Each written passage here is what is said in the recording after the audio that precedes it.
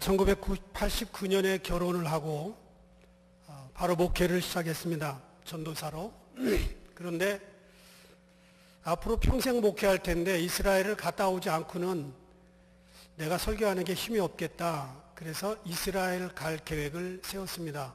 없는 살림에 친구한테 돈을 꾸고 또 우리 집사람이 또 마침 직장생활을 하고 그래서 이래저래 갔어요.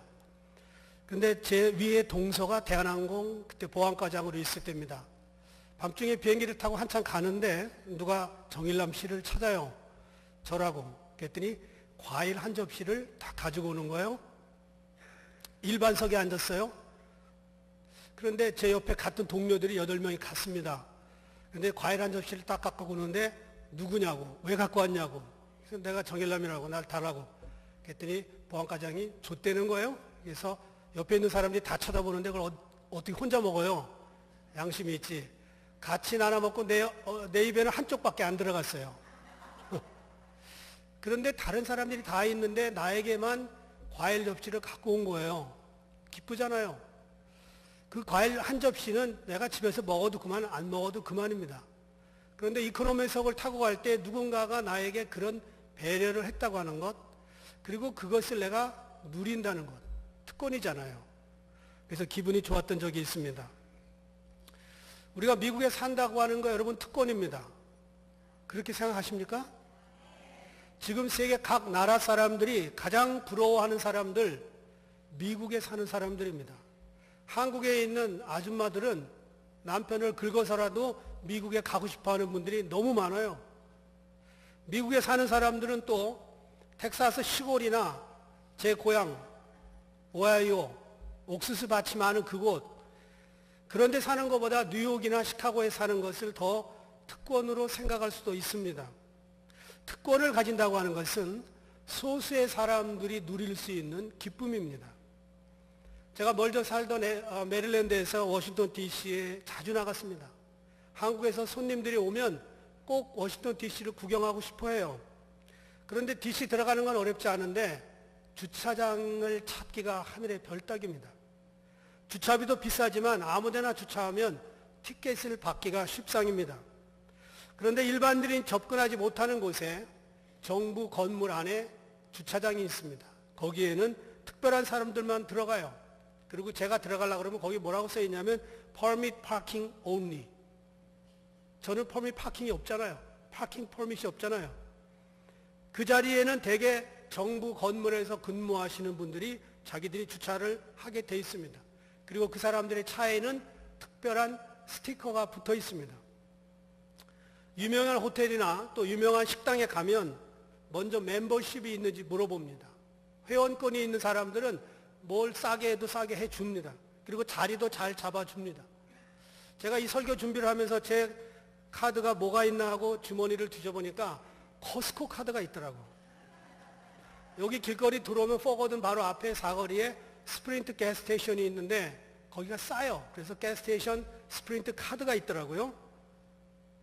크레딧 카드, 대한항공 마일리지 하는 거 그거 하나. 이렇게 3개가 있어요. 여러분 주머니에 무슨 특별한 카드가 있습니까? 멤버십이 어떤 게 여러분이 가장 고귀한 멤버십을 가지고 있어요? 한국에는 이해할 수 없는 것들이 가끔 있는데 골프장에 대한 회원권입니다. 지금은 골프장이 많이 생겨서 조금 상황이 달라졌지만 한국에서 불과 4, 5년 전 얘기예요. 가장 비싼 골프장 회원권이 무려 14억 7,600만 원입니다. 확실히 어거스타 교회는 대단해요. 이 정도 얘기를 했는데도 하나도 안 놀라는 거예요. 그 정도쯤이야. 내가 어거스타 교회 교인인데 그까짓 거. 그때 제주도에서 제일 싼 게 2,500만 원입니다. 2,500만 원. 골프장 1년 회원권이. 여러분 세상에서 그런 특권 누리는 거 남다른 맛이 있겠지요. 그런데 하나님이 나를 특별히 대우해 주신다면 그 기분이 어떨까요? 기분 굉장히 좋죠. 여러분 그리스도인들은 몇 가지 특권을 가지고 살고 있습니다. 우리가 알든 모르든 하나님이 우리를 위해서 특별히 베풀어 주신 특권입니다. 세상에서는 특권을 누리려면 돈을 내야 돼요. 회원권을 사야 됩니다. 특별한 자격을 갖추어야 됩니다. 저는 여기 오자마자 누구가 저를 차에 태워가지고 메스터스 골프대회 하는 골프장 옆으로 지나갔어요. 저게 그 골프장이다. 못 들어간대요. 가서 치지도 못한대요, 잘. 그런데 성도들이 누리는 특권은 아무 자격이 없이 그저 믿기만 하면 주어지는 것입니다. 그런데 이것이 특권이라고 하는 것을 아는 사람들은 별로 많지 않습니다. 그래서 오늘 여러분에게 그 스페셜 멤버십에 대해서 몇 가지 특권을 설명하려고 합니다. 첫 번째는요, 누가 우리를 대적하리요? 보호의 특권입니다. 보호의 특권. Who can be against us? 누가 우리를 대항할 거냐? 이런 말이에요. 31절 보니까 만일 하나님이 우리를 위하시면 누가 우리를 대적하리요? 세상에서는요, 특별한 사람들이 자기 신변을 보호받을 수 있도록 사람들을 경호원을 고용합니다. 바디가드를 고용해요. 대개 정치인이나 경제인이나 또는 연예인들이 월급을 주고 고용을 합니다. 이런 사람은 무술들을 잘하든지 아니면 총을 잘 쏴야 경호원이 될 수가 있습니다. 그런데 하나님께서는요, 특별한 사람이 아닌 일반적인 저희들에게, 세상에서는 우리가 다 똑같잖아요. 이런 저희들에게 특별히 보호의 특권을 주셨습니다. 보호의 특권. 그것은 뭐냐면 천사를 보내는 겁니다. 사도행전에 보면 베드로가 복음을 전하다가 감옥에 갇혔어요. 하나님께서는 천사를 보내셔서 그를 감옥에서 풀어냅니다. 그때 제자들이 모여 기도하는 장소로 베드로가 도착을 해서 나 풀려났다, 나 좀 받아다오 하고 두드리는데 로데라고 하는 작은 여자아이가 나와서 문을 열어보더니 베드로네? 그러면 데리고 모시고 들어가야 되잖아요. 문을 탁 닫고 자기 들어가요. 그래서 안에 모여있는 사람에게 얘기합니다. 베드로가 왔다. 그랬더니 다들 뭐라고 얘기하냐면 무슨 말을 해? 아니 베드로라니까. 12장 15절 보니까 저희가 말하되 그러면 그의 천사라 하더라. 아니 베드로가 나왔어요. 이 사람들이 밤중에 계속 모여가지고 분명히 베드로가 석방되기를 기도했을 것 같아요. 기도했어요. 사람이 왔어요. 아니래요. 그의 천사랍니다. 천사가 성도들을 지켜준다고 하는 믿음은 오래된 전통입니다. 하나님은 모든 믿는 자들에게 한 분씩, 하나씩 천사를 보냅니다. 이 천사는 우리를 돕기도 하고요, 우리의 기도를 하나님에게 전달하기도 합니다. 결정적인 순간에 우리를 죽음에서 건지기도 하고요, 사고에서 보호하고 위험한 일을 만날 때 우리를 지켜줍니다. 여러분이 알든 모르든 분명한 사실은 혹시 위험한 교통사고에서 결정적으로 도움을 받았을 때 그때 천사가 역사했을 것으로 저는 생각을 합니다. 하나님께서는 천사를 보내셔서 우리 한 분 한 분들을 극진하게 보호하십니다. 여러분이 믿든지 안 믿든지, 이것을 깨닫게 되든지 또는 무의식 가운데 인정하든 안 하든 하나님의 보호의 특권은 지금도 여러분과 함께 하십니다. 시편 4편 8절에 보면 내가 평안히 눕고 자기도 하리니 나를 안전히 거하게 하시는 이는 오직 여호와시니이다. 여러분, 침대에 평안히 누울 수 있는 게 이게 아무나 할 수 있는 거라고 생각하십니까? 걱정거리가 있는 사람은요, 비싼 침대에 누워도 잠을 이루지 못합니다. 그런데 성도들은 평안히 눕는답니다. 평안히. 시편 5편 12절 보면 여호와여 주는 의인에게 복을 주시고 방패로함 같이 은혜로 저를 호위하시리이다. 여기 호위라는 게 바디가드예요. 하나님께서는요, 우리 같은 의인들에게, 예수님께 특별한 보호를 받는 우리 같은 의인들에게 하나님께서 보호를 해주신다는 거예요. 제가 좋아하는 찬송가 중에, 복음성가 중에 시편 몇 개를 연결해서 지은 복음성가가 있습니다. 하나님은 너를 지키시는 자, 너의 우편에 그늘 되시니 낮의 해와 밤의 달도 너를 해치 못하리. 하나님은 너를 지키시는 자, 너의 환난을 면케 하시니 그가 너를 지키시리라. 너의 출입을 지키시리라. 눈을 들어 산을 보아라. 너의 도움 어디서 오나. 천지 지으신 너를 만드신 여호와께로다. 하나님은 너를 지킨답니다. 여러분 한 분 한 분들을 지금도 눈동자같이 지켜주십니다. 2차 세계대전 때 프랑스가 독일군에게 패하자 영국에서 도와주려고 29만 명의 군인들이 출동을 했습니다. 그런데 막상 독일 쪽으로 가보니까 독일군을 이기기에는 역부족이라는 걸 깨달았습니다. 그래서 다시 영국으로 돌아가기 위해서 도버 해협으로 도망을 갑니다. 그런데 히틀러가 이 소식을 듣고 이들이 퇴각하는 퇴로를 차단하고 29만 명을 죽이려고 작정을 하고 있었습니다. 도망하는 영국 군인들을 전멸시키라는 명령을 내렸습니다. 바로 그때 영국의 왕이었던 조지 6세가 온 영국 국민들에게 이렇게 말합니다. 어떻게 하든지 영국 군대를 건져달라고 하나님께 기도하자. 그러면서 기도의 날을 선포하고 전 국민이 영국 군인 29만 명을 위해 기도했습니다. 기도를 하자 이상한 기적이 일어나는 거예요. 독일 군인들이 머무는 쪽에는 갑자기 폭풍이 몰아치고 비바람이 몰아치면서 비행기 한 대도 뜰 수가 없습니다. 그 엄청난 비가 쏟아지는 바람에 땅이 질어서 탱크가 출동을 할 수 없게 되었습니다. 그런데 영국 군인들이 머물고 있는 곳에는 어찌나 잔잔하고 고요한지 29만 명의 영국 군인들이 무사히 빠져나올 수가 있었습니다. 기도할 때 하나님은 이런 특권을 이용할 수 있게 하신 것입니다. 시편 50편 15절 보면 환난 날에 나를 부르라 내가 너를 건지리니 네가 나를 영화롭게 하리로다. 성도 여러분, 고민이 없는 사람 없어요. 한 사람도 없습니다. 여러분 오늘 나가면서 저하고 악수하지 말고 자기의 고민 한 가지씩 이야기하고 가라고 그러면 아마 3박 4일 동안 한 사람도 못 빠져나갈 거예요. 그 중에 말 많은 어떤 분들은요 1시간, 2시간을 얘기할 거예요. 아무도 걱정, 근심, 고통과 이런 것으로부터 자유한 사람이 없습니다. 그런데 이런 가운데도 우리가 이렇게 살고 있잖아요. 두 눈 멀쩡히 뜨고 살아있다는 이유는 하나님께서 우리를 지금까지 보호했다고 하는 증거입니다.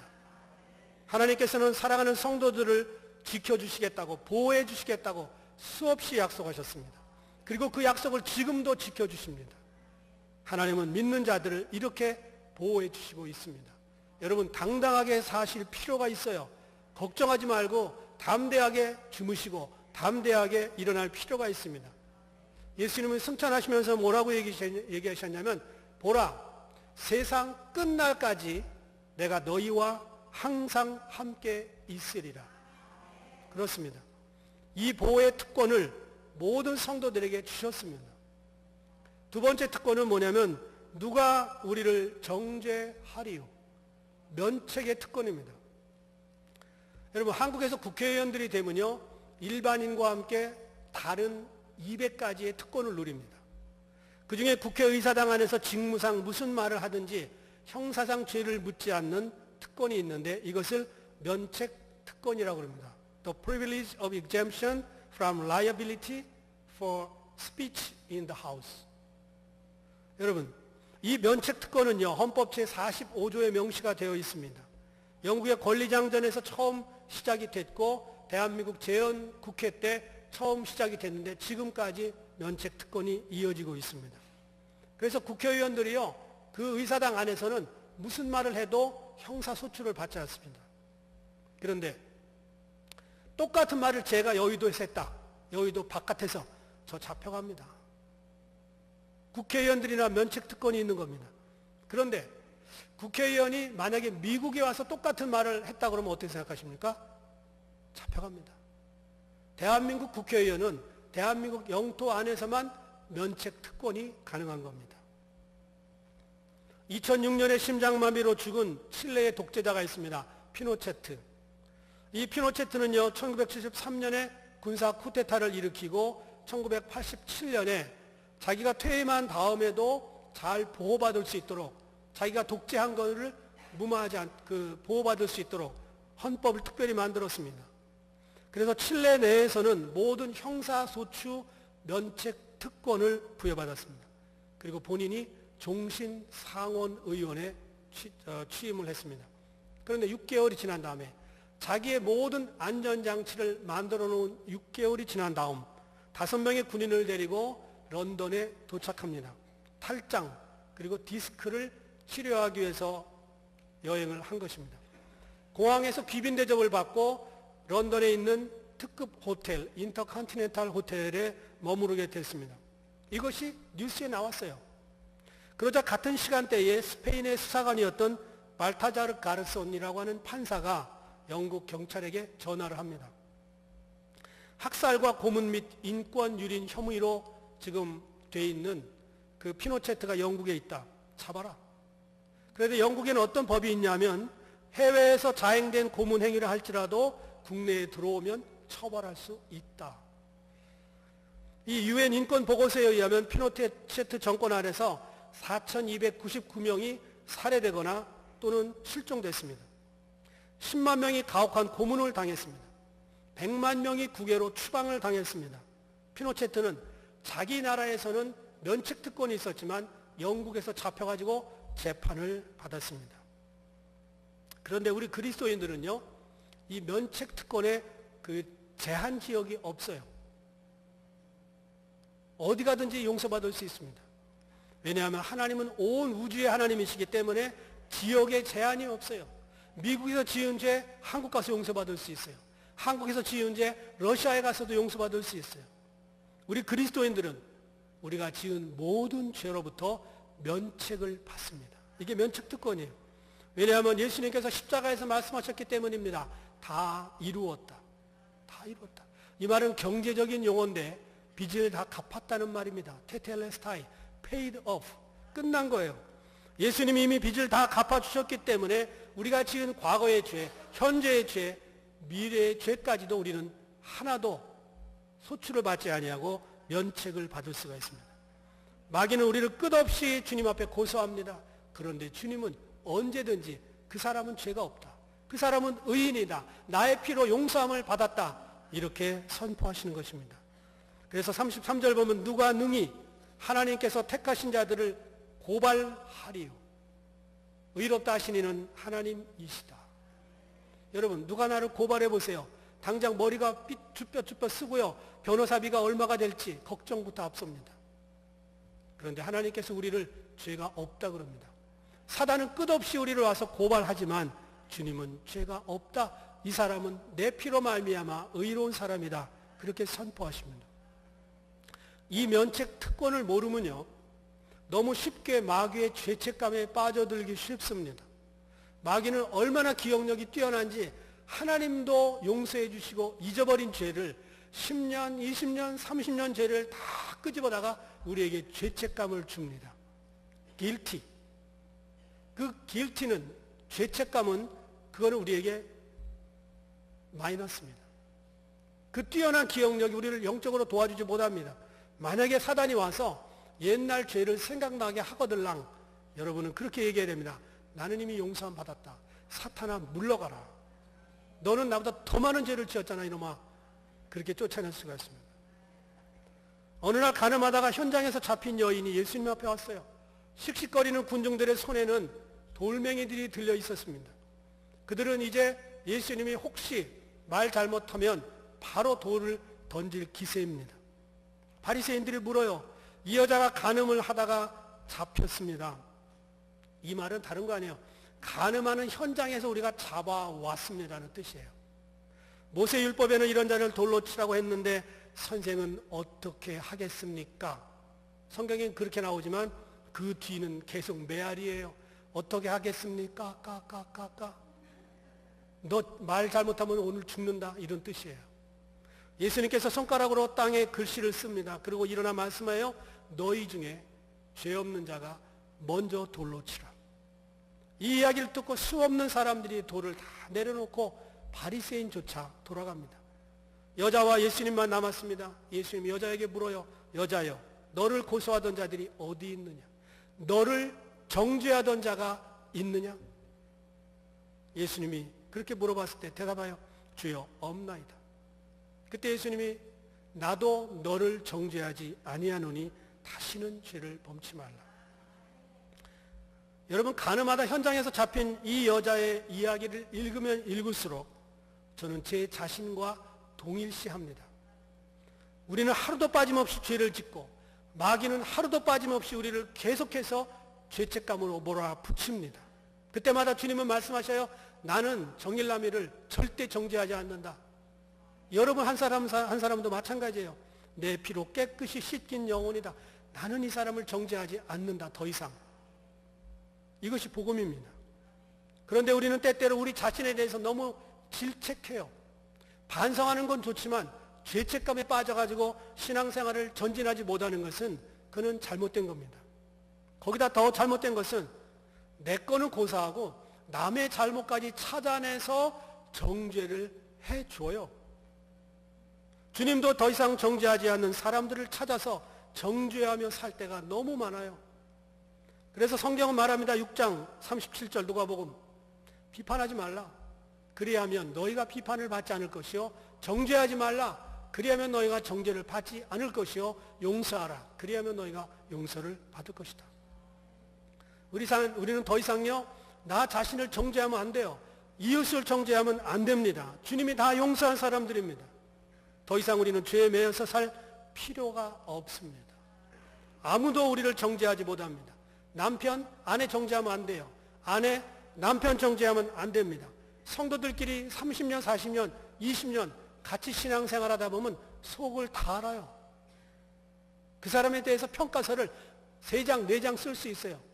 그런데 살아가면서 우리는 너무나 많이 정죄할 때가 있습니다. 앞으로 마귀가 정죄의 마음을 여러분과 저에게 또 이웃들을 향한 정죄의 마음을 줄 때 우리는 거기에 속으면 안 됩니다. 우리 모두는 면책 특권을 가지고 있는 사람들이기 때문입니다. 세 번째 특권은요, 누가 우리를 그리스도의 사랑에서 끊으리요? 소속의 특권입니다. 크레딧 카드나 세상의 모든 회원권에는 유효기간이 있습니다. 제가 아마존에서 무슨 물건을 사려고 하면 거기에 조그만 칸에 반드시 넣으라고 하는 게 expires. 몇 년, 몇 월, 며칠 날 끝나냐.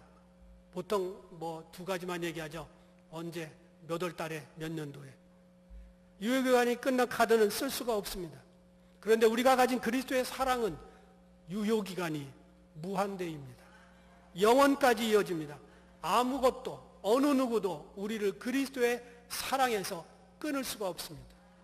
환난도, 곤고도, 핍박도, 기근도, 위험도, 칼도 아무것도 우리를 그리스도의 사랑에서 끊을 수 없다고 이야기합니다.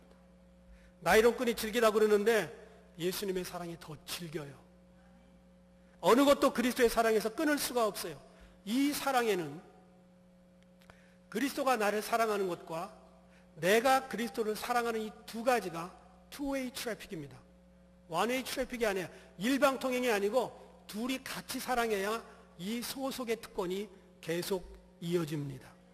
주님은 나를 사랑하는데 나는 주님을 더 이상 사랑하지 않는다? 끊어지는 겁니다. 끊어져요. 사랑은요, 둘 사이에 궁합이 맞고 서로가 사랑할 때 결혼도 하는 거예요. 태혁이가 혼자 사랑해서 어제 결혼했나? 예은이도 태혁이를 사랑했으니까 결혼했지. 맞죠?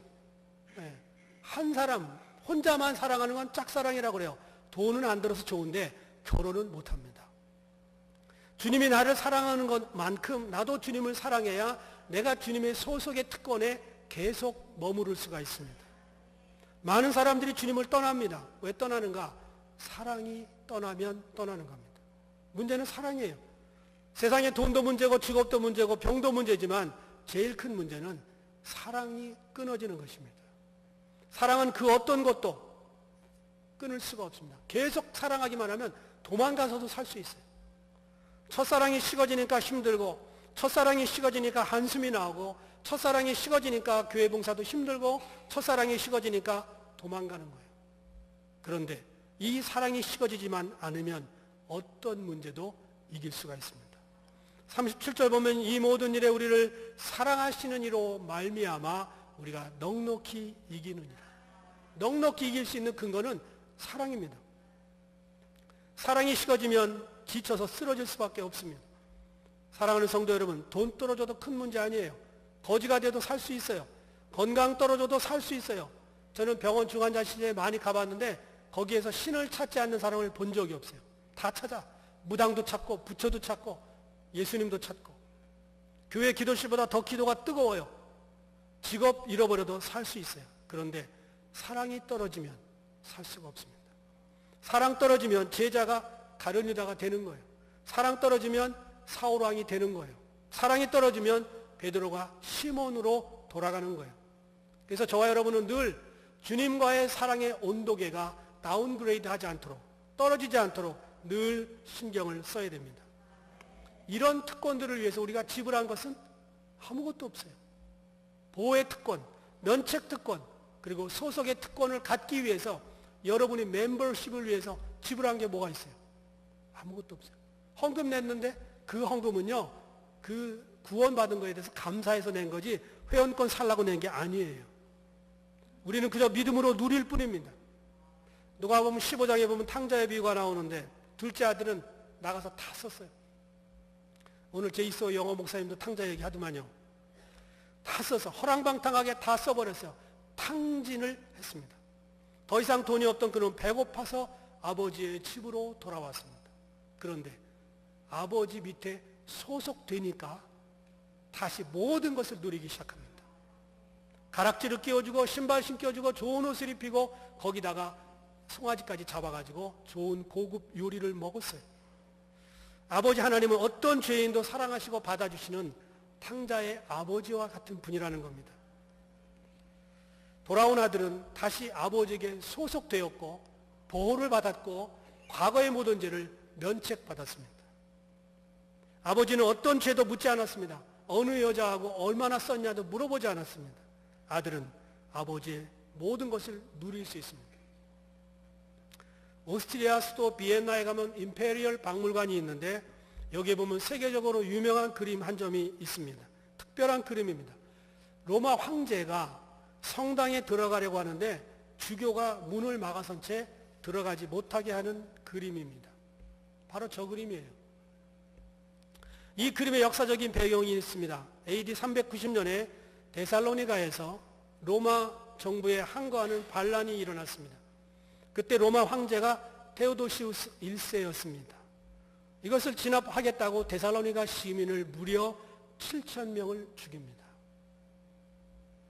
이 일 때문에 교회는 로마 황제를 경계하기 시작했고 황제를 멀리하기 시작했습니다. 어느 날 황제가 밀라노에 갔다가 성당에 들어가려고 합니다. 그 당시 밀라노의 사제가 바로 성 암브로시우스였습니다. 이 성 암브로시우스는 유명한 분이었는데 왜 유명하냐면 기독교의 모든 신학적인 체계를 만들어 놓았던 성 어거스틴을 회심시킨 장본인입니다. 황제가 지금 그 사람 앞에 서 있습니다. 그런데 그 사제가 이렇게 말합니다.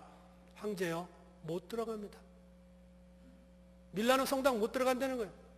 목숨을 걸고 이야기하는 암브로시우스의 태도 앞에 황제가 얼떨결에 이렇게 대답합니다. 성경에 보면 다윗 왕도 죄인이 아니었습니까? 그때 암브로시우스가 이렇게 대답하지요. 그렇다면 다윗 왕처럼 회개하십시오. 그러자 암브로시우스가 그렇게 이야기하는 걸 듣고 이 황제가 무릎을 꿇고 땅바닥에 엎드려서 잘못했다고 회개합니다. 이런 역사적인 배경을 가지고 있는 그림입니다. 이 사건 이후에 그는 회개하고 기독교를 로마 제국의 공식적인 국교로 만들게 됩니다.